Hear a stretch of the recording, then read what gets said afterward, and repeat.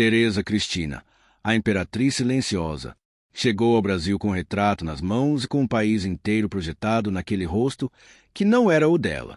Teresa Cristina, princesa de Nápoles, atravessou oceanos, revoltas e epidemias ao lado de um imperador que aprendeu tarde a enxergá-la.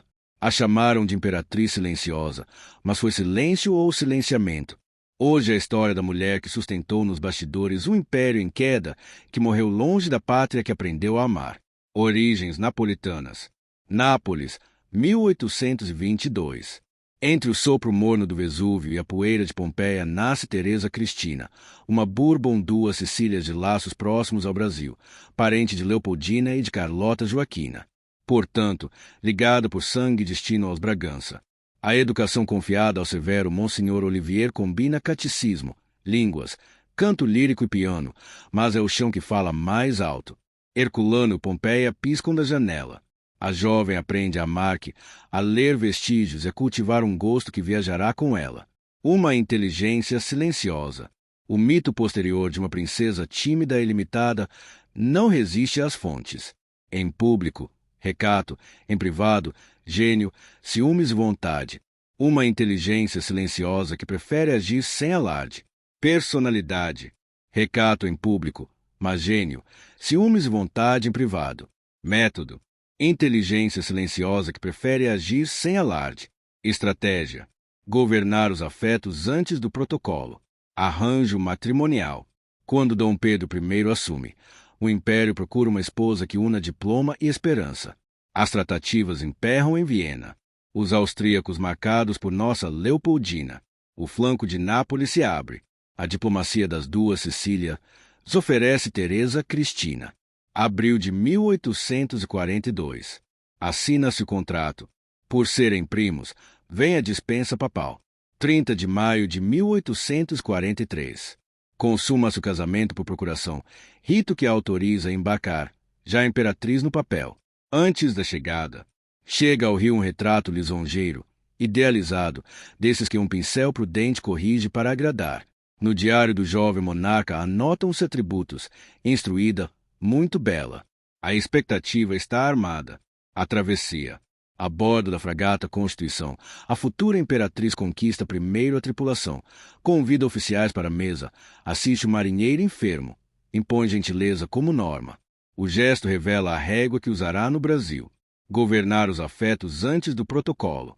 3 de setembro de 1843, Baía de Guanabara. O encontro decepcionante. O encontro com Dom Pedro é tímido, rígido de etiqueta e tingido por uma decepção que a tradição oral não cansará de repetir. O rosto real não coincide com o do retrato. Segundo relatos de época já distante, o imperador teria desabado aos prantos. Me enganaram. Verdade literal ou memória colorida, o efeito é real. Instala-se entre os dois a sombra de uma promessa pictórica que não se cumpriu. Teresa percebe na cabine, confessa à dama de companhia que o marido não gostou. No dia seguinte, a cidade acorre. Bênção nupcial na Capela Imperial. Cortejo até o Paço de São Cristóvão. Por fora, pompa; por dentro, frio. Estratégia de conquista. Dom Pedro evita a intimidade, estica agendas, intercala presenças. Teresa responde com uma estratégia mansa, doçura persistente, paciência, que não é submissão, mas cálculo. Distanciamento. O impasse vaza para as anedotas de corredor, criados em busca de provas de consumação, diplomatas insinuando problemas físicos do jovem monarca. Aproximação. O giro muda longe dos olhos da corte. Em uma fazenda escolhida para repouso, a distância de ministros e criadagem permite o encontro que faltava. Reconhecimento. As cartas trocadas nesse período ganham temperatura, contam horas de saudade, prometem retornos rápidos, adoçam a linguagem de quem, enfim, se reconhece. A família imperial. É o momento em que o casamento sai do papel e entra no corpo. Em julho de 1844, médicos confirmam a gravidez. No início do ano seguinte, nasce Afonso Pedro, 23 de fevereiro de 1845, e com ele a prova pública de uma intimidade até então contestada. 1845. Nasce Afonso Pedro, em 23 de fevereiro. 1846. Nasce Isabel, que mais tarde ficaria conhecida como a Princesa Isabel, regente que assinou a Lei Áurea em 1888, marco da abolição da escravidão no Brasil. 1847. Nasce Leopoldina Teresa. 1848. Nasce Pedro Afonso. Aprende a administrar o passo apressado de um marido curioso e a ordenar a casa com mão invisível, receber delegações, apoiar iniciativas culturais, aparar arestas sem transformar tudo em proclamação. É desse método operar fora do microfone que nascerá a lenda da Imperatriz Silenciosa.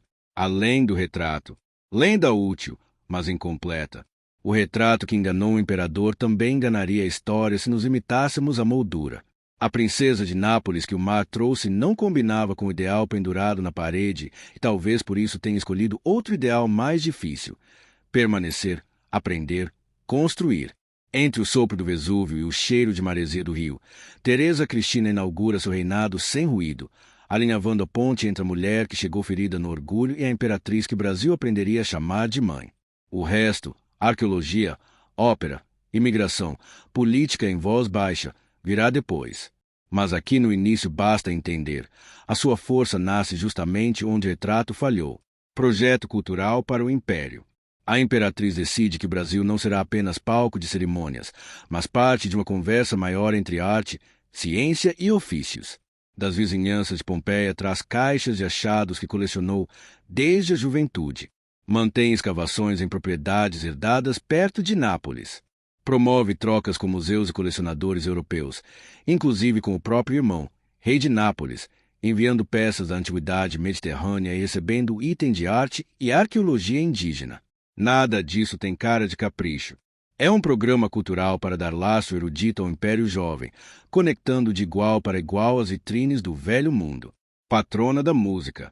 Na música, Teresa age com a mesma clareza. O Rio aprende a ouvir ópera porque ela abre portas a companhias italianas, afina orquestras, estimula repertórios. Quando Carlos Gomes precisa escolher onde se aperfeiçoar, a corrente de conselheiros pende para a Alemanha de Wagner.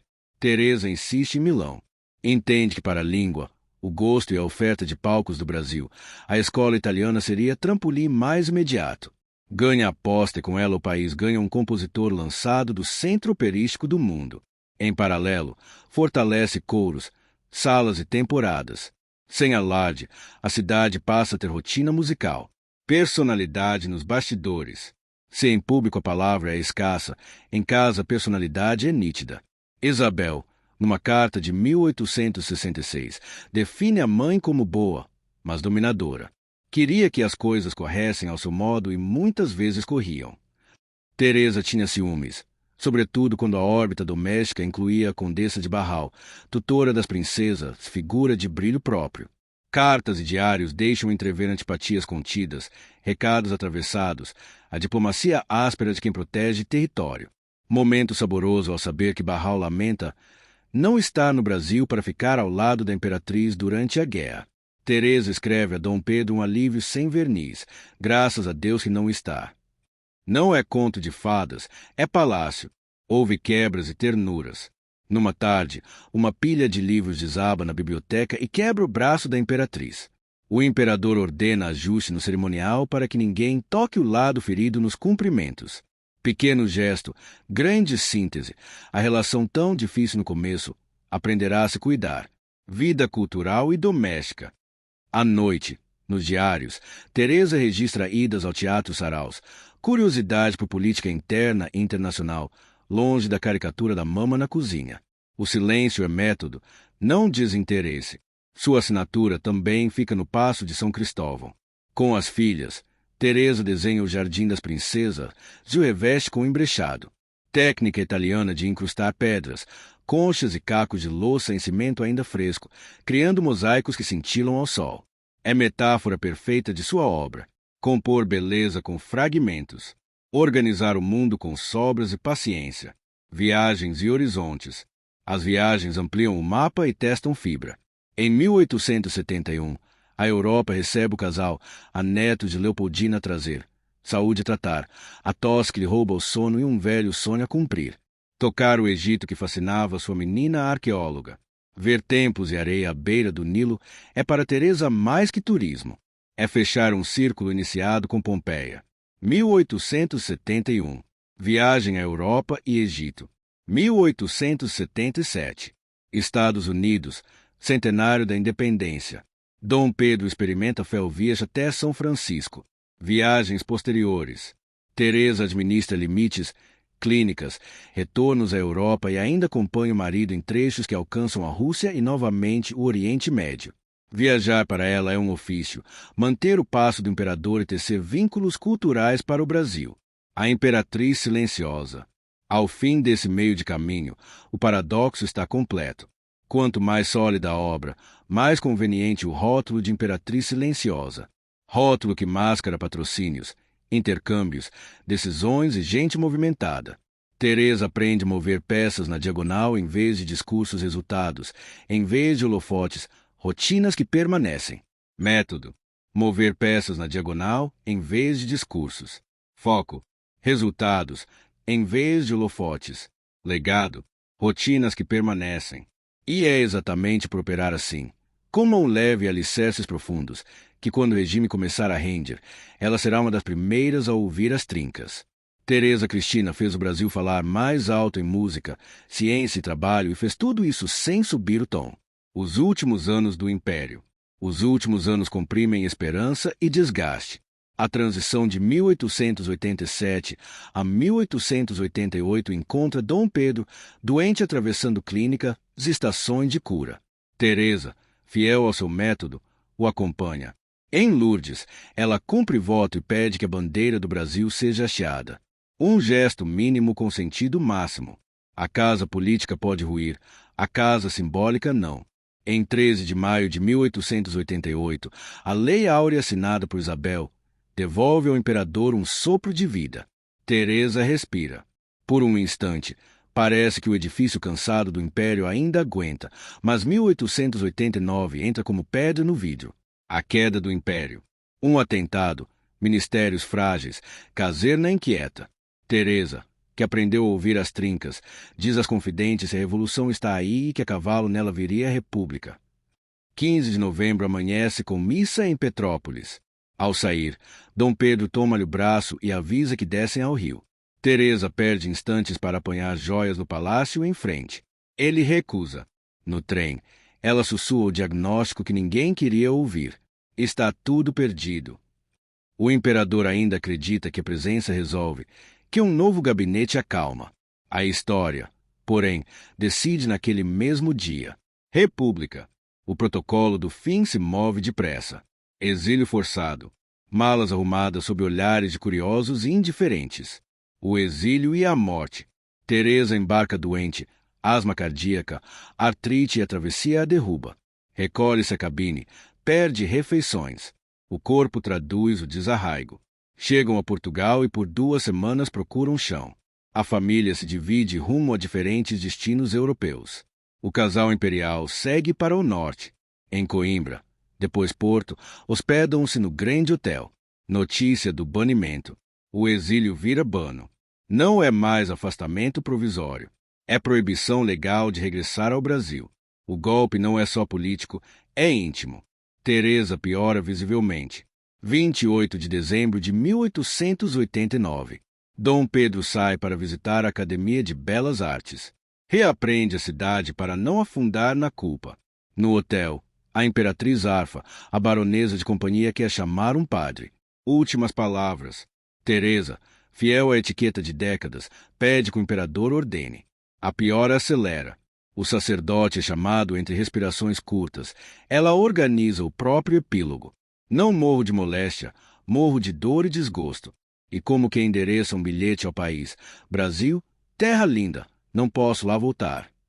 Quando o recado alcança Dom Pedro, ele corre tarde demais. O luto do imperador.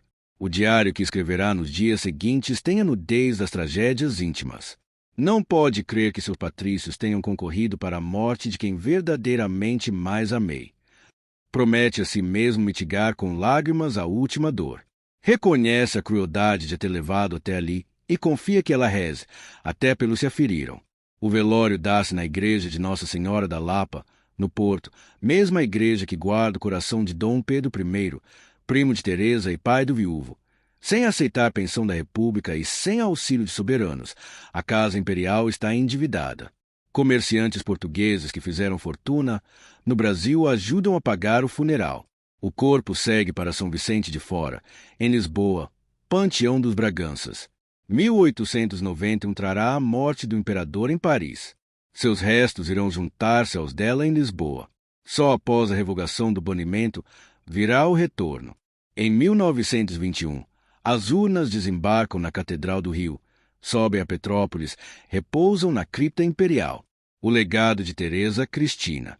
O balanço com os anos separa estereótipo de evidência. O estereótipo prefere a mãe caridosa, a mama de avental. Narrativa confortável que reduz uma vida complexa à cena doméstica. A evidência reconstruída nos detalhes fala mais alto. Caixas de Pompeia que cruzam o Atlântico. Escavações custeadas em Nápoles. Trocas museológicas entre Europa e Brasil. Companhias de ópera no Rio. Carlos Gomes enviado a Milão por convicção técnica. Imigração italiana, não só de braços, mas de ofícios, artesãos, engenheiros, professores, médicos que adensam a cidade. O embrechado do Jardim das Princesas, assinatura visual que sobrevive ao tempo, fala também uma forma de poder que a política formal não registra. Governar sem parecer governar, tecer acordos, mover peças na diagonal, escolher sem exigir crédito. Sim, houve ciúmes e fricções. A órbita da Condessa de Barral incomodou. Houve a fratura do braço sob uma pilha de livros e a ternura do imperador. Ao reorganizar o cerimonial, houve a dor repetida dos berços vazios e a disciplina de seguir. Houve, sobretudo, a lucidez de pressentir a queda quando outros ainda confiavam no velho antídoto da presença. No fim, o retrato que inaugurou a história retorna como metáfora. O país desejou a beleza do quadro. Recebeu a substância de uma mulher difícil de rotular, devota sem ingenuidade, culta sem ostentação, discreta sem passividade. Uma artesã de pontes longe do Brasil, Teresa Cristina morreu banida. Décadas depois voltou acolhida. Entre um e outro gesto permanece o que a sua vida ensinou. Tronos ruem, alicerces ficam. E quando ela sussurrou Brasil, terra linda, não foi a voz de uma forasteira despedindo-se. Foi a voz de uma imperatriz devolvendo o país a si mesma.